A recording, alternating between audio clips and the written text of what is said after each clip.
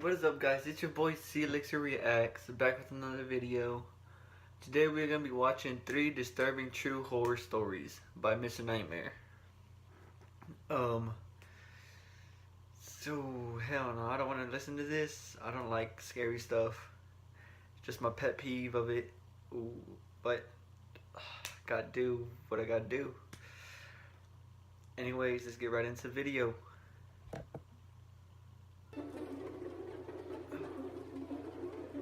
Crap, it's creepy already.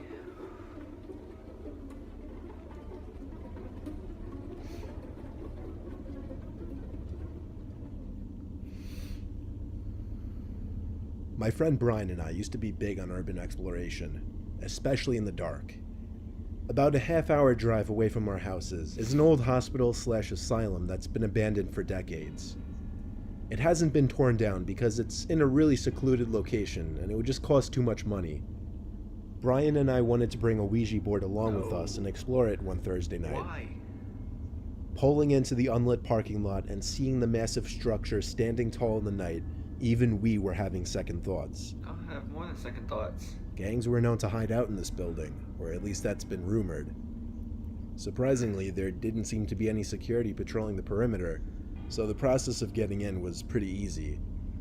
We found a broken window that seemed to have been made into a common entryway by other urban explorers and delinquents. Brian and I have a lot of experience exploring abandoned structures at night, and admittedly, even we were creeped out by this building. We made our way to the highest floor and did a little exploring up there. There were so many holes in the floor that our confidence in the structure holding our weight was low.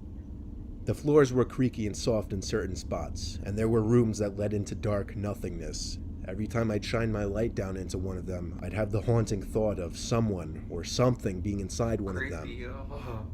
We found a good spot to set up the Ouija board and candles. Yeah, we went all out with this. When the candles were lit, Brian and I placed our hands on the planchette and began our attempt at communicating with some kind of spirits. We weren't really the type to joke around with it, so we weren't pushing it around ourselves just to mess with each other. However, the planchette didn't move the whole time. Maybe that was because our Ouija board session was interrupted when we heard a creaking noise coming from inside one of the dark open rooms nearby. It wasn't just a fluke noise.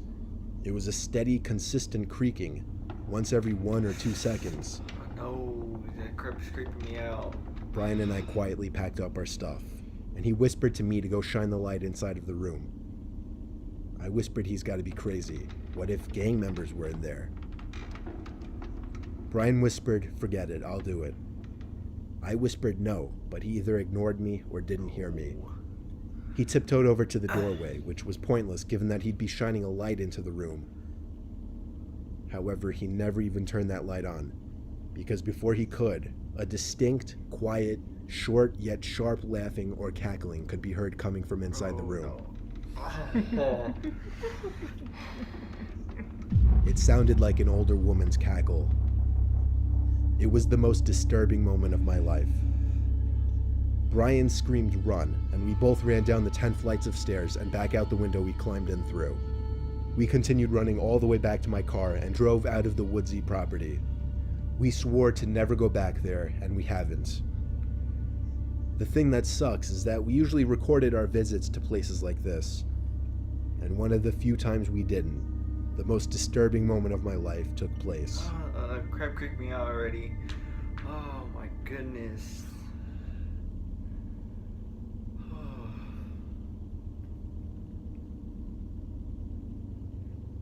It happened one night when my parents and I were hearing noises coming from outside of our farmhouse.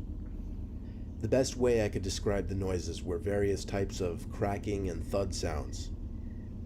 My dad and I met in the living room to discuss what we should do, because we were positive that there must have been people out there stealing our produce. My dad ran to his gun closet and drew his shotgun, and together we stormed outside into the night, turning on all of the lights mounted on the outside walls of the house. My dad apparently saw somebody because he started yelling stop as he ran to the crops. I followed him, and I too started to spot legs running underneath the crops. The legs of 2 or more people. My dad called at me to keep up with him as he chased down the thieves in the dark, approaching the woods. After running about 50 feet into the woods, my dad stopped and reached out his arm to signal for me to stop as well. As I was choking for air while out of breath, I watched my dad as he stood in place, looking around us. I swear we were standing still for like 30 seconds in silence. I didn't have the energy to ask what he was doing, but eventually I caught on. I saw what my dad was looking at. There was a person standing about 10 feet away from us, but all I could see was his face, since he was mostly covered by a bush. The sound of an October leaf crunching nearby revealed there to be another person standing only 10 feet away. As my dad and I looked around more carefully, we realized there were more than just two guys watching us. There were 7 or 8 or 9 or even more. My dad slowly looked back at me and then back at the person closest to him. What made the scene so much more disturbing, we could only see the people's faces, which were partially illuminated by the moonlight. My dad took a few steps back and broke the silence by saying, "We're leaving."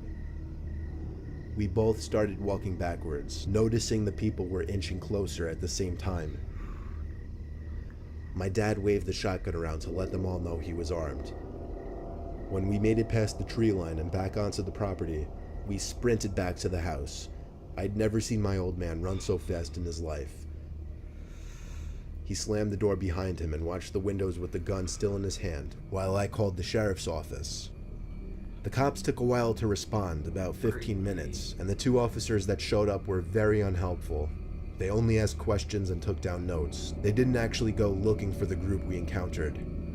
The cops left within 10 minutes, but it ultimately didn't matter, because by the next day, nothing happened. So we assumed it was over, and it was. There was never any follow-up to this. Oh, the curve gave me chills. Oh.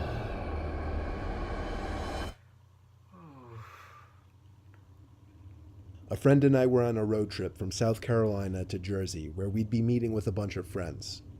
We left late in the day to avoid traffic. We were somewhere in Maryland when my friend had to get off the highway to find the nearest bathroom. I don't mean to piss, I mean he had the runs all of a sudden and needed to go really badly.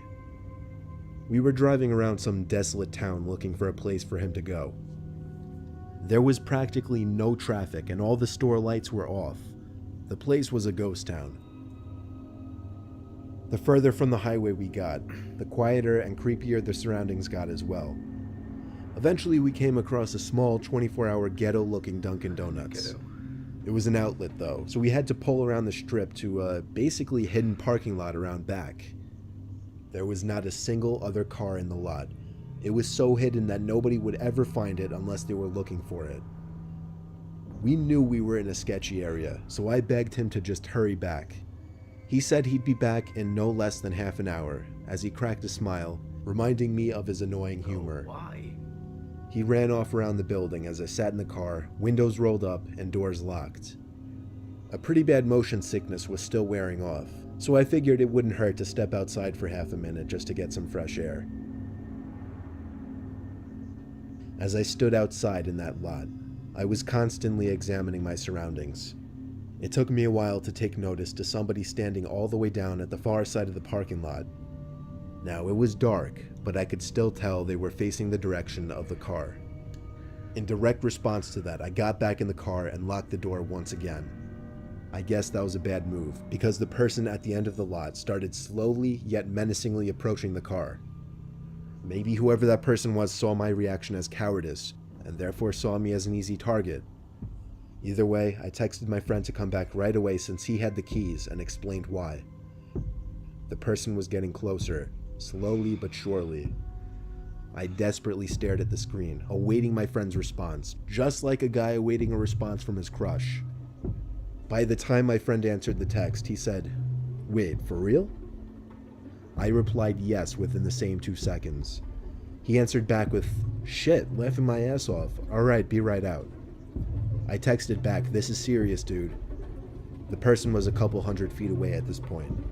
He was so close that I was about to get out of the car and run. My friend came running around the building just in time. He spotted the guy right away and hopped in the car. We took off with only seconds to spare.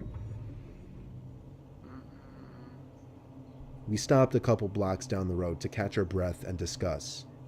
My heart was still racing and I was still in panic mode. Meanwhile, my friends started to find it more and more hilarious. Eventually, far enough into the ride, I was able to laugh about it. But still, it was scary and still is scary to think about what would have happened if that person made it to the car. Maybe nothing. Maybe he just wanted change. Or maybe a lot worse. Yeah, a lot worse.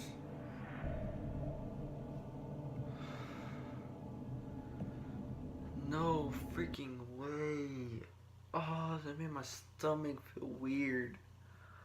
Oh, I got chills, goosebumps, and everything. Oh, this crap is no joke. Oh, I won't be able to sleep at night. I know that for sure. Dang. Anyways, it's been your boy, Elixir Reacts. Thanks for watching. Please subscribe and like. And comment what you want me to watch. Oh, I can't even think right now. Crap got me thinking. Anyways, peace.